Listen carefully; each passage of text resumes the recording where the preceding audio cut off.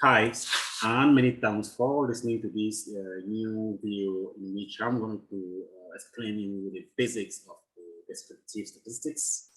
And in this video, we're going to delve into many indicators that are used in descriptive statistics like mean, standard deviation, median, mode, as well as graphics like pie chart, other graphics that are being used in the descriptive statistics. So the question you might be asking yourself right now can be, what is descriptive statistic? What I'm going to answer about the question is that descriptive statistics is a brief description of coefficient that summarize a given data set, which can be either a representation of the entire or a sample of the population. Descriptive statistic can be in this way broken into measure of central tendency and measure of volatility that measure the spread.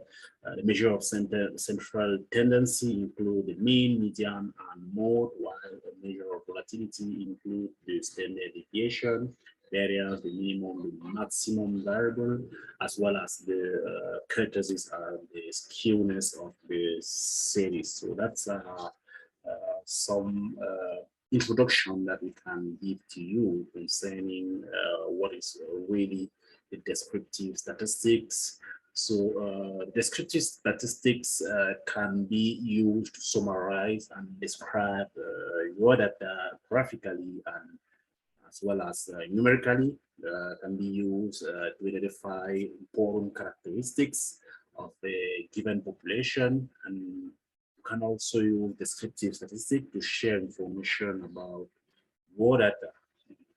So how to conduct a scientific project? Generally in a scientific project, you need to make a hypothesis about your study, write down your procedure by a control sample as well as variable that you are going to use in your story. You're going to assemble your material, conduct the experiment, and repeat the experience, and finally analyze your data and draw the conclusion. That's where a descriptive statistic intervene in the analysis of your, before the analysis of your results. You need to make descriptive statistics in order to see the way your data are going, so that if you are going to go much further in inferential statistic, you could have done descriptive statistic before delve into more deep analysis according to the objective of your study. So in a scientific project, generally we have principal step in that begin by the collecting of data. If you want, and if you don't have existing data, you presenting data, and after that you make descriptive statistic, a real life sample. So the basic probability theory is what we need to master if you want to do descriptive statistics. You need to handle know probability distributions, parameter estimation, confidence interval, limit, significance, and hypothesis testing is something you need to know in addition to descriptive statistics in order to go more deeper into your analysis. And the outline of this course is about graphic techniques that will be used, like bar chart, line graph, scatter plot, relative frequency histogram. We're going to see how to what is power chart and its usage. Numerical technique also part of this course. We're going to show you how to measure central tendency, volatility, relative standing, and some other graph like box plot that are again based graphically and numerically.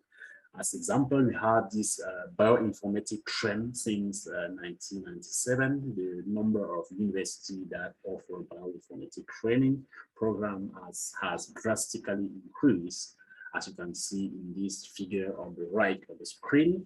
The numerical data is to the right. So we have in 1999 two university giving that are offering bioinformatics, and in 2004 there were just 78 universities. You can see this upward trend in the sample that we have just present to you. So that's a good example of sample in which you can do descriptive statistic.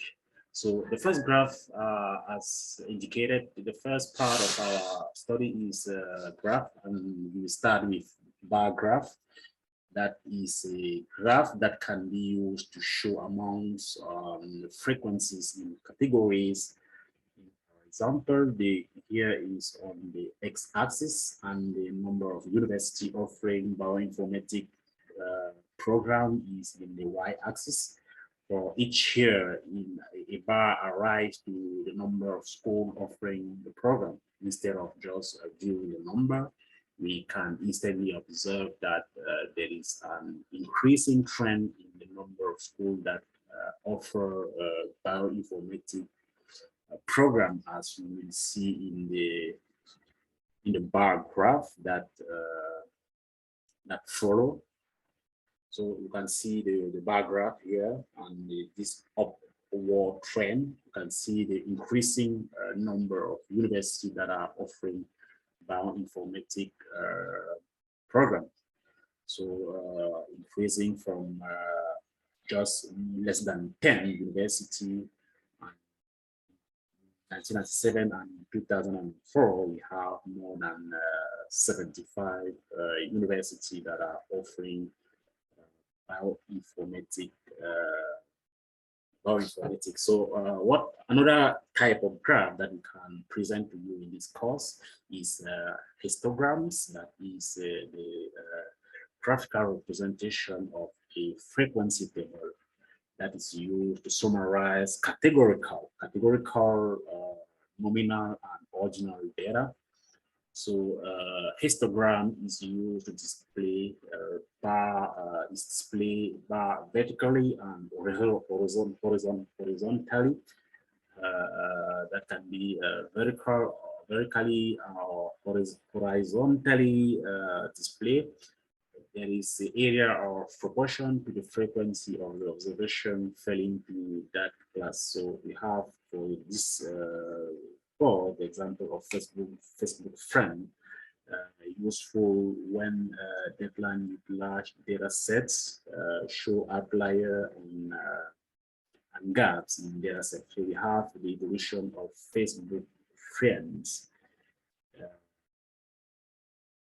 a given sample. In a given sample, and we have many intervals of number of friends. We have the mode of this sample is those who have friends between 0 and 50, and those who have friends between 2001 to 2017, 201 to 215 is a group of persons that have less Facebook friends in this sample. So that's a good representation of a histogram that is used in this data on Facebook friend that has been categorized in order to show the different classes, the different groups of person according to their number of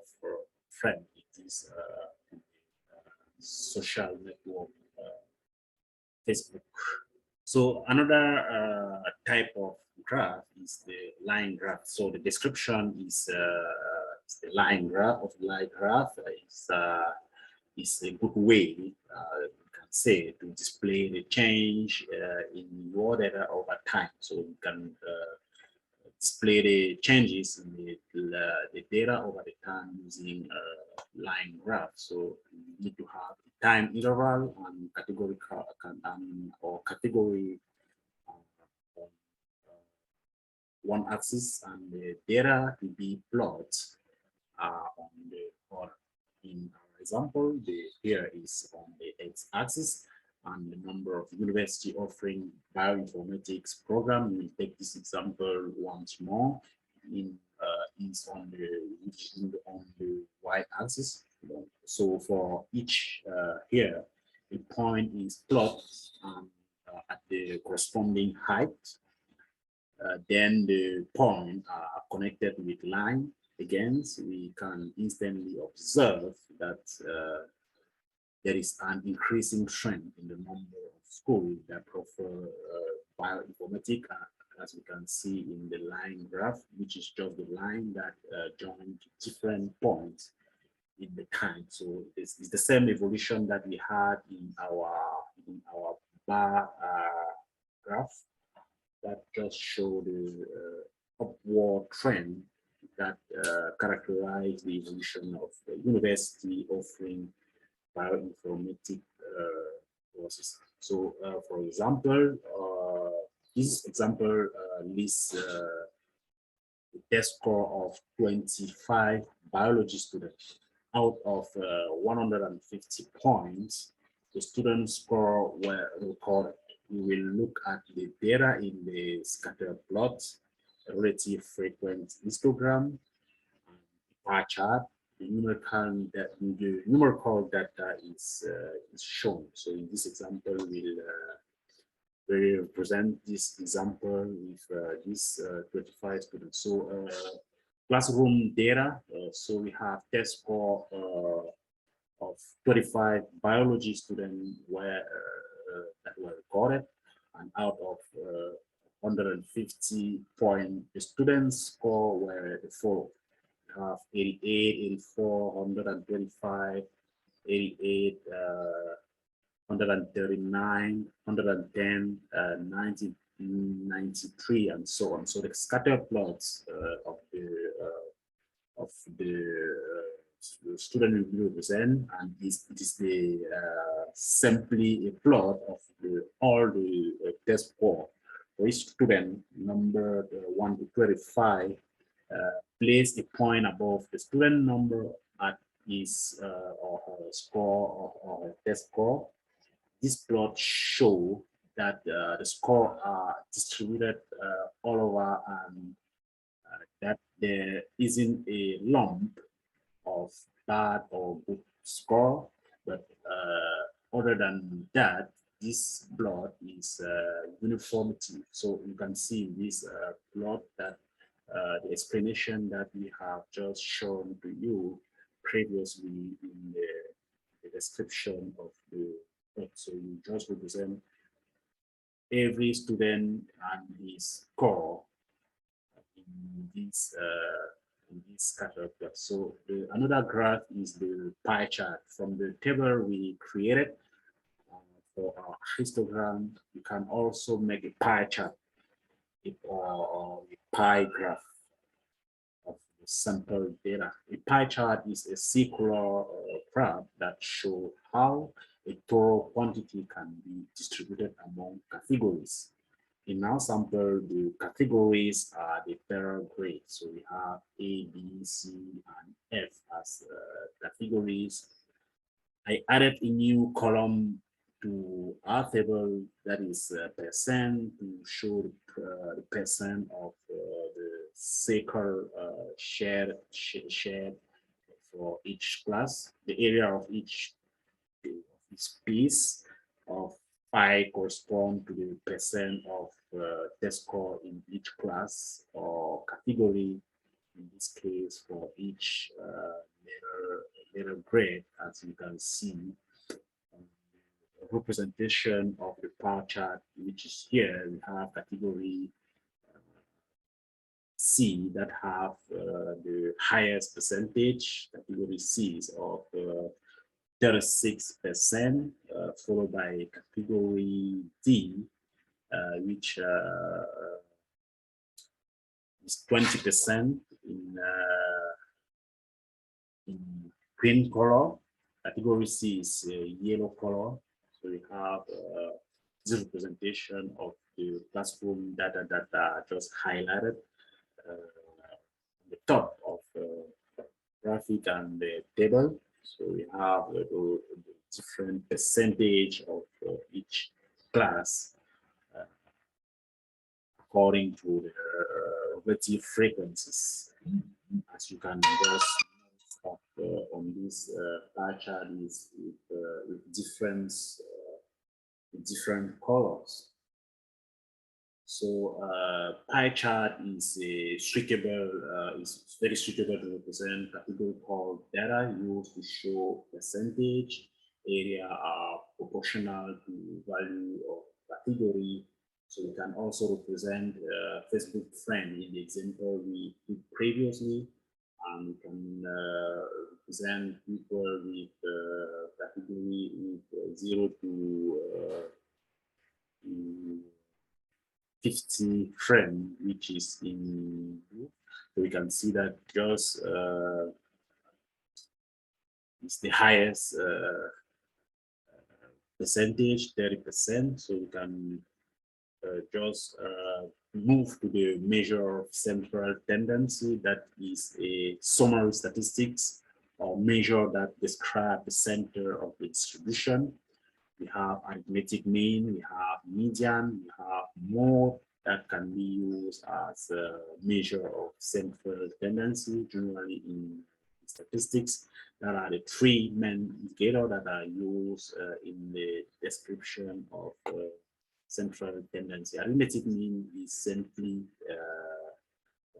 the mean that without imprecision is equal to the sum of the measurement divided by the number of the individual in the sample. So we have arithmetic mean that can be computed, as you can see, sum of organization divided by the total population. That is the what we call the arithmetic mean. That's the mathematical formula that is used in order to compute the mean of a given sample. And so we can also present to you the median, which is the value of the measurement that fall into middle position when the measurement are ordered from smaller to largest. So we compute the median, we need to order our series from the smallest to the largest in order to find the middle, which is the measurement that fall into the middle. So the median is a method for calculating. Here is a method for calculating the median when order of n measurement from smallest to largest. Then if we have odd number of observation, the median n is the value of the middle measurement, or the one rank n plus 1 divided by 2. And if we have even number, then the median n is the value half between the two middle measurement. It is the average of two middle values. So in the case of we have even number, we just have two median, and we just need to have to find the average between the two. So mode is another measure of central tendency, which is the category or data that occur most often. So when on the histogram, the mode can be noticed to be the class which has the highest frequency. For example, we can use the mode and mean, mode, median for the following sample that we have 2, 3, 5, 5, 7, 7, 7, 8, and 10. And what will follow will be procedure in order to see how to calculate this three indicator. We have data set 2, 3, 5, 5, 7, 7, 7, 8, 10, n equal 9 observation, mean equal the sum of all these figures divided by 9, which is the number of observation, which is equal to 6. Median is 7 because when 7 there are 1, 2, 3, 4 observation before and after 7 when we order our sample. Mode is also 7 because 7 is the most frequent variable that we have in our sample. So that's what we can do in order to compute all these three indicators, whatever is the mean, the mode, or the median. That's used utilizing all the instruction that we just showed you previously in this series.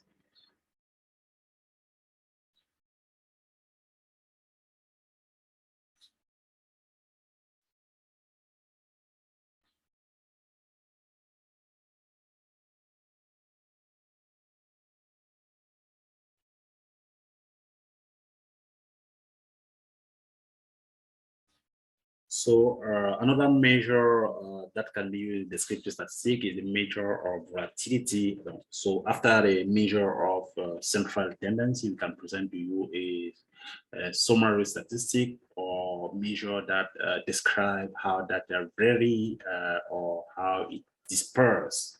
So we can use the range, the variance, or the standard deviation as a principal indicator that can be used in order to measure with efficiency volatility. So we have the variance. The variance is of a sample is just a sum of square divided of square derivation. So the measurement of the difference from mean. So we measure the difference from mean of each observation, and we compute the sum of square of this measurement divided by the by number of observation minus 1. So that's just what we call the variance that that is used, that must use for the evaluation of volatility. So the variance is just calculated as we can see on the screen, sum of difference to mean square divided by a number of sample minus 1. So the standard deviation of the sample is just the positive square root of variance. So we just have the positive square root of the variance. That is the measure of variation of the score above the mean, average deviation from the mean. So it's just the average deviation from the mean, because when we square our difference, is not measure a distance between observation to mean, and when we calculate the square root, it's just something like the measure that measure the distance from the sample to the mean of the sample, the mean that we just show in previously in this series. So the example that can be utilized in order to calculate all this central tendency is just the same example that we just showed you, figure 2, 3, 5, 5, 7, 7, 8, and 10 that we will use in this example in order to calculate whatever different indicator that we present to you. So the variance is just the sum of difference between number to the mean of our sample was 6. So we compute all difference to 6 square and divided by 9 minus 1 because our sample was that. The range is maximum minus the minimum of our sample, which is 8. 8 is the range of our series. And finally, the standard deviation is just the square root of our variance. The square root of our variance is equal to 2.5. That means that 2.5 is the mean distance from difference observation to the mean. The mean that's a measure of dispersion that can measure the distance from the mean observation to the sample. So the relative standing can be also goes here. So often it is important to know that how one data point relative to other or a relative standing. So sample Z score, a measure of relative standing. So we have sample Z score that measure the distance between the observation and the center. So we have the calculation here, which is just observation minus Z score of the var of an observation is that the observation minus the mean divided by the standard error.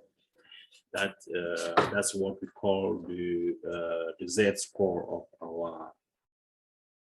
our variable that is calculated here. That can just measure the distance from the data to the standard deviation. So relative standing percentile can be also produced, and let's one x1 to xn be a set of n measurement arranged in order of magnitude.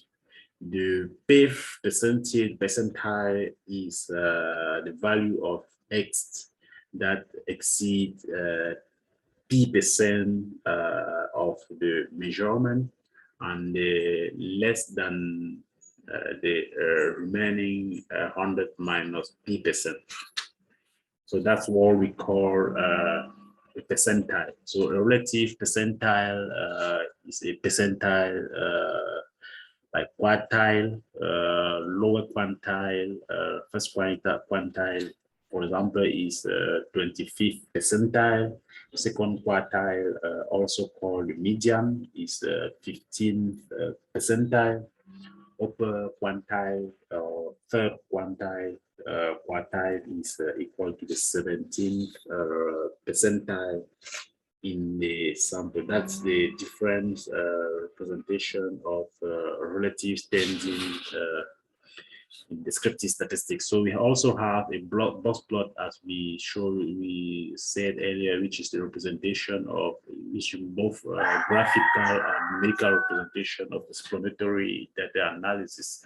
So we have explanatory data analysis, which is the process of using statistical tools such as graph, measure of central tendency and variation to investigate the data set in order to understand the important characteristics good for saying outlying observation. Outlier can be extreme value located very far from most of the other values. They can have a drastic effect on the mean, standard deviation, and the scale of the histogram. So the box plot can reveal those outlier, the center of the data. You can see on the graph, the horizontal line, the spread of the data. You can also have distribution of data present of outlier, as I said.